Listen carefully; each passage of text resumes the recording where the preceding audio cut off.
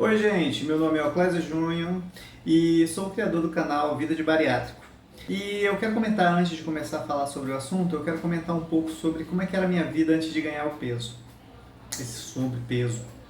Gente, é incrível, a gente para pensar na sua juventude e a gente não percebe como é que a gente consegue ganhar peso com facilidade.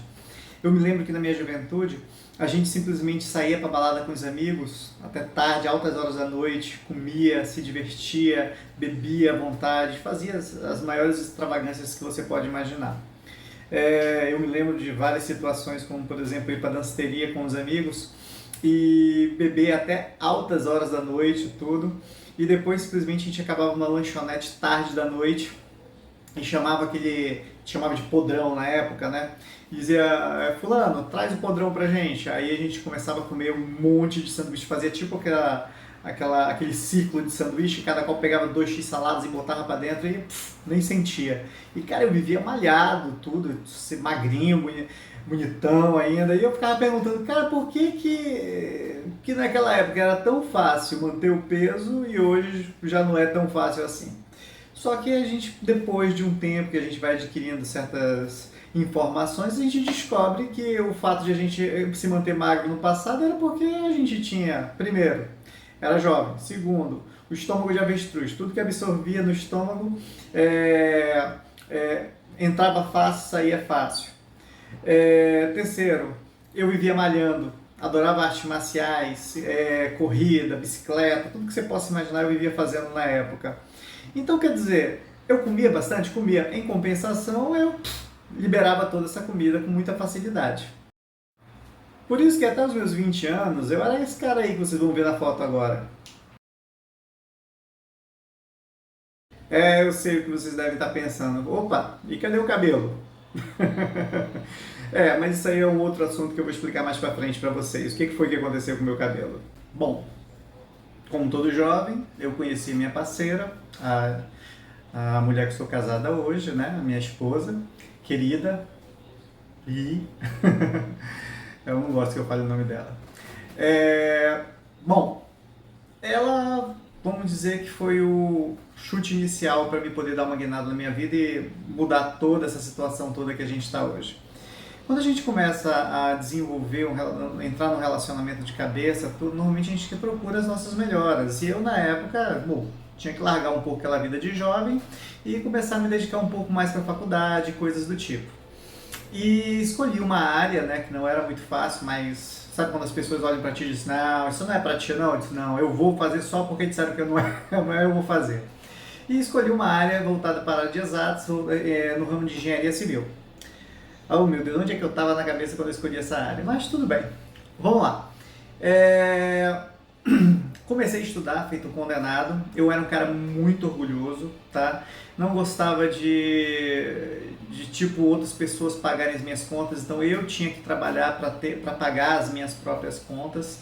Então por conta disso comecei a trabalhar de manhã como estagiário de engenharia civil e à noite à tarde eu comecei a trabalhar como professor de física. Aí à noite eu ia pra faculdade, né, e estudava tudo direitinho. Cara, era uma vida de cão. Quem pensa que vida de estagiário é fácil e professor, putz, Deus me livre, não sabe o que tá falando. Eu me lembro que eu passava praticamente o dia todo trabalhando e quando chegava à noite já cansado para a faculdade e já não mais brincava, pulava, me divertia com os amigos e o meu único lazer era só comer, praticamente.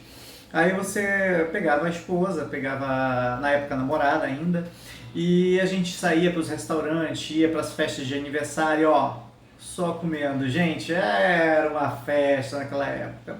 E o pior é que você se atordoa, porque você não percebe que você, por um lado, se diverte, mas como você não está mais malhando, fazendo atividade física e nem nada do tipo, você começa a engordar com uma facilidade incrível. Eu sei. Como é que tu ficou nessa época, quando tu tava gordinho? Eu vou mostrar uma foto pra vocês agora. Meio traumatizante, né, gente? Eu sei, eu acho que eu não tinha nem pescoço na época. Gente, cara, eu fiquei tão gordo naquela época por conta disso. Mas foi só isso a coisa? Não, gente, peraí, vamos organizar a conversa. Quando você tem uma vida que você malha e se diverte, e você não tem responsabilidades, você consegue, né, se dedicar a diversas atividades físicas, brincadeiras, tal e tal, e praticamente sai toda a comida que você entra. Agora, quando você só vive para trabalhar e estudar, e você simplesmente está naquela situação de só comer, comer, comer, você vai ficar que nem esse cara que eu mostrei na foto agora. Tá entendendo? Aí, mas foi assim da noite pro dia? Não, não foi da noite pro dia. Eu primeiro engordei 135 quilos logo nos dois ou três primeiros anos de faculdade. Putz, cara, era uma pressão monstruosa a faculdade. Gente, você tem que dar conta de trabalho e estudo ao mesmo tempo e não se divertir mais, você fica muito chateado mesmo. Tanto que meus únicos lazeres naquela época, eu me lembro que era maratonar, hoje o que seria Netflix, na verdade eu adorava ir pro cinema, e alugar filmes na locadora, né, que na época era locadora. E eu maratonava um monte de filmes no final de semana. O único dia que eu tinha para descansar, em vez de eu ir malhar ou fazer alguma coisa, eu ficava maratonando filmes, só para você ter uma ideia. E aí, regado a quê? A muito sanduíche, muita besteira, pipoca, tudo que é besteira que você possa imaginar. Os anos foram se passando, os 2, 3 primeiros anos eu já tinha engordado 135 quilos, e aí começaram a aparecer os primeiros problemas. Começou a aparecer pressão alta em cima de mim, e aí primeira vez que eu senti pressão alta, chegou égua. O que é isso? Aí dores na cabeça e certas situações que eu, sabe, aquele desconforto, você se sente pesado, você se sente preguiçoso para fazer certas coisas, tudo por conta do excesso de peso. Mas estava tão bom comer daquele jeito naquela época que eu estava ignorando tudo que aparecia para mim. Parecia que eu podia morrer feliz se eu estivesse comendo um belo prato de comida e assistindo meus filmes. Ah, tá, lembrando, outra coisa também que me fez engordar muito. Videogame, gente. Videogame eu acho que hoje seria o que é para muitas crianças a rede social. Pelo amor de Deus, você passa horas olhando só. E aí quando vê, passou um tempão, você não fez atividade física nenhuma e tá lá. Ainda só o dedinho. Antigamente os dedinhos eram assim, ó, só no videogame. E agora não, é só passando para cima. Gente, é complicado, tá? E eu acho que a gente percebe que as tendências, né, elas mudam com o decorrer dos anos, mas o que não muda é que cada vez mais nós estamos fazendo menos coisas para sair dessa mesmice que nós temos hoje em dia, que é o que? É a comodidade de não fazer atividades físicas como quando a gente era jovem, né? E acaba caindo nessa mesmice que é só comer e descansar. E tudo que é mais fácil acaba a gente fazendo com que a gente engorde cada vez mais. Aí o que foi que aconteceu? O tempo foi passando. Quando foi no meu quarto ano de faculdade, eu já não estava mais com 135 quilos. Já tinha ido para os meus 165 quilos. Eu já tinha adquirido uma coisa nova, uma doença nova, a apneia do sono. Para quem não sabe, a apneia do sono é um tipo de doença que quando você cria uma protuberância, uma camada de gordura muito grande na área abdominal, e que você vai dormir, ela pesa sobre o seu peito, fazendo com que você pare de respirar.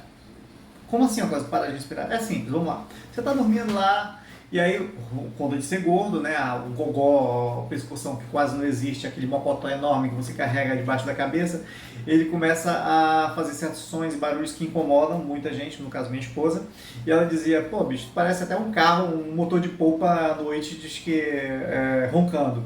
Aí ela dizia pra mim, ela estava me imitando uma vez, eu esticava o pescoço para trás e começava...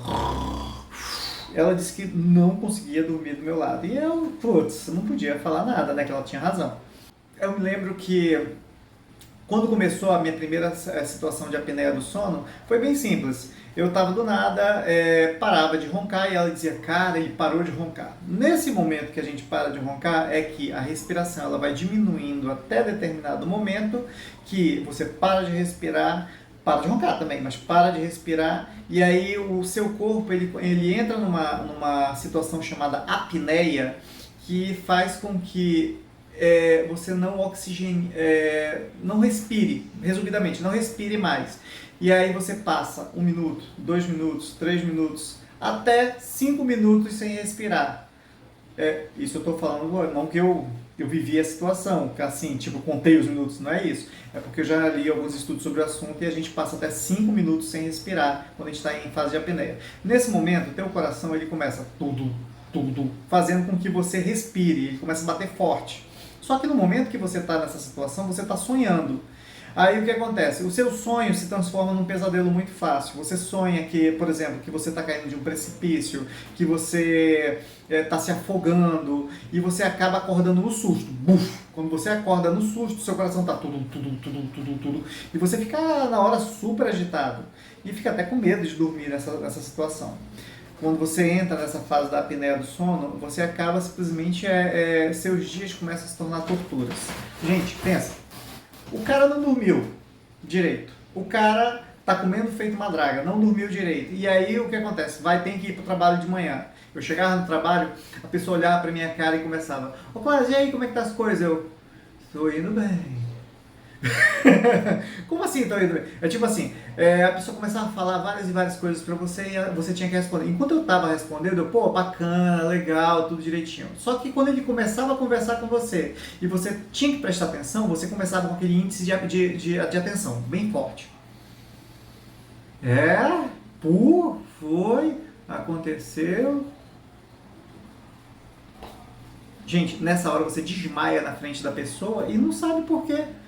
Sono, cansaço, você não tem energia, sabe? Você fica numa situação que é até um pouquinho vergonhoso. Já pensou? Você está na sala de aula, o professor dando aquela aula para você bacana, e gente, tal, sobre o assunto tal, x, e de repente você aí se esforça para prestar atenção no professor, mas ficou tão difícil que o sono bate em você com tanta facilidade porque você não descansou nada, que você na frente do professor começa. E o pior não era isso. O pior era você roncar na aula do professor. Daí o cara lá atrás, alguém cutuca aí o Oclésio aí, bicho, que eu acho que ele tá dormindo. Daí o pessoal ia lá, dava uma cutucada e eu deixava assim, para. Gente, porra, cara, era fogo. Nessa época, desculpe, era fogo nessa época, porque faltava praticamente um ano de faculdade e eu não conseguia render. As matérias ficaram, sabe que no final de faculdade as matérias ficam cada vez mais difíceis e era difícil eu conseguir manter um foco nos estudos, sofrendo todas essas doenças por conta do excesso de peso. Gente, foi terrível pra mim. Aí você imagina, eu agora com 165 quilos, preocupado com minha saúde e tudo, e aí minha esposa, assim, vamos ter um filho. Aí eu, uau, não, tá. Vamos voltar um pouquinho à fita. Não é assim, vamos ter um filho. Eu queria ser pai. Eu adoro ser pai. Tá entendendo? Tanto que se você for acompanhar no meu Facebook, que depois eu vou disponibilizar para vocês, você vai ver que eu adoro fazer as filmagens da minha filha, de mostrar como é que é a minha vida hoje em dia, tudo direitinho, porque foram coisas que eu não tive a oportunidade de fazer mais jovem por conta da minha saúde. Mas, gente, vamos lá, voltando agora de novo sobre o assunto. Quando a minha esposa, a gente bateu o pé no chão dizendo que queríamos ter um filho, eu adorei a ideia. Como eu disse, eu sou apaixonado, eu sempre quis ser pai, né? E queria realmente fazer isso. Então a gente fez todo um planejamento, tudo. Não foi uma coisa que, papapou, ela nasceu. Não foi assim não. A gente fez todo um planejamento, preparamos o quartinho, nem sabíamos se ia ser homem ou se ia ser mulher, mas preparamos todo o quartinho, tudo. E ficou maravilhoso. Só que na hora de conceber, e como é que tá a tua saúde? Será que tu vai conseguir, tal? E deixamos isso um pouquinho de mal num dia que a gente conseguiu relaxar, acabou acontecendo e pimba, rolou. Desculpe, rolou.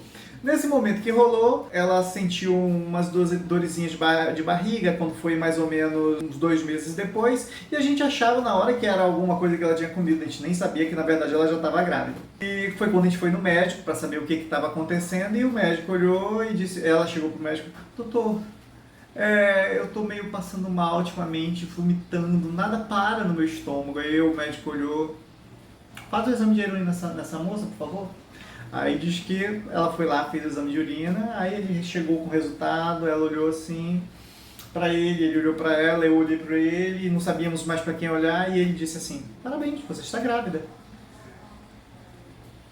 Minha cara na hora que eles falaram que ela estava grávida. Quer dizer que essa dor de barriga era nosso filho que está nascendo? Interessante. Eu sei que eu fiquei com um sorriso de ponta a ponta e na hora pirei o cabeção. E, tipo, aquilo me deu um up na hora, tipo assim, putz, cara, eu tenho que fazer alguma coisa para me ver a minha filha nascer. E aí eu comecei a pensar em N coisas que eu poderia fazer. Comecei a fazer ginástica, mesmo não conseguindo. Eu parei eu parei, acho que foi meu estágio, se não me engano, de engenharia civil, que era muito cansativo. E pagava pouquíssimo também, né, diga-se de passagem. E só fiquei como professor e fazendo faculdade à noite. E disse que ia para academia à tarde para malhar. E tivemos que apertar um pouco o cinto, mas fizemos.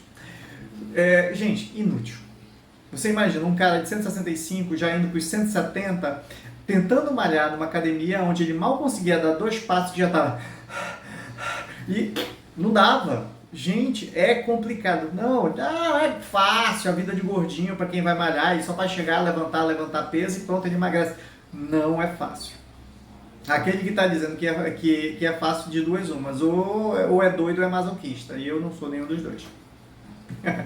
Gente, aí o que aconteceu? Eu me lembro que de repente eu estava vendo uma reportagem, né, alguém se lembra do Chaves? Do antigo Chaves? Chaves, onde tinha o Chaves, Senhor Barriga, tudo direitinho, e de repente apareceu o Senhor Barriga na televisão. E aí, quando apareceu o Senhor Barriga, diz que já não era mais o Senhor Barriga, parecia um cara magro, esbelto, tudo. Eu olhei aquele cara, gente, quero apresentar para vocês o Senhor Barriga, agora, depois da bariátrica. Cara, quando eu vi aquele cara, que eu sempre acostumei a ver, ele gordo, enorme, tudo, com aquela bochecha assim bonita que ele tinha, assim, reto, eu olhei, opa, peraí, como é que esse cara emagreceu tão rápido assim? Aí ele contou a história dele, como é que era a situação do bariátrico, tudo direitinho. Aí eu disse, putz, eu quero isso pra mim. Se ele conseguiu, eu consigo também. E aí eu comecei a fazer todas as pesquisas que você possa imaginar sobre bariátrica. Aí eu fui conversar com diversos médicos sobre o assunto e eles todos me deram assim, putz, vai ser o top pra ti, cara, pra ti que quer emagrecer da forma mais rápida e recuperar a tua saúde, essa vai ser legal, bariátrica. Gente, foi amor à primeira vista, a ideia da bariátrica. O medo estava alto, mas o medo de morrer era mais alto ainda. E eu dizia, eu tenho que fazer alguma coisa primeiro, porque se eu não fizer, eu vou acabar morrendo por conta da obesidade. Segundo, eu queria muito ver minha filha crescer. Tá entendendo? E aí, por conta disso, eu disse, cara, eu vou tentar. Vai ser o tudo ou nada. E aí começamos a fazer os primeiros exames, tá entendendo? Para bariátrica, né? Como você sabe. Eles tiveram que, o doutor, quando me avaliou, ele olhou para a cara e disse assim, olha, senhor Clésio, o senhor já está com 186 quilos, eu sabia? Aí eu sabia que eu estava com 170, os 186 quilos eu só descobri agora com o senhor. E ele disse que eu não podia fazer bariátrica. Aí eu me desesperei, eu disse, pô, doutor, tô vindo aqui, eu pensei que por eu ter 186 quilos, eu poderia fazer bariátrica. Eu era apto. Não, você é apto para fazer bariátrica, mas você está com um sobrepeso muito alto, você tem que perder. E, modéstia à parte, realmente eu estava com 186 quilos e ele disse que para mim fazer bariátrica eu teria que perder pelo menos, para não ser uma bariátrica de risco, eu teria que perder 16 quilos. E isso foi um choque, porque eu fiquei pensando, cara, eu mal consegui ir andando até o hospital para descobrir que eu tinha ganhado mais 16 quilos, né, mais ou menos, calculando, depois a gente vê como é que fica. E eu descobri que eu tô com 186 quilos e ele quer que eu perca 16 quilos assim do nada para me poder fazer a bariátrica. E foi uma novela louca isso. Aí ele passou uma dieta inicial, tudo, mas o meu desejo de ver minha filha nascer, tudo, e crescer foi tão grande que eu fiz um esforço, fechei a boca, fiquei emburrado esses dias todos, mas consegui, no caso, perder os tais 16 quilos que ele pediu, com muita luta, muito esforço, quase que com um chicote nas minhas costas, mas consegui, gente.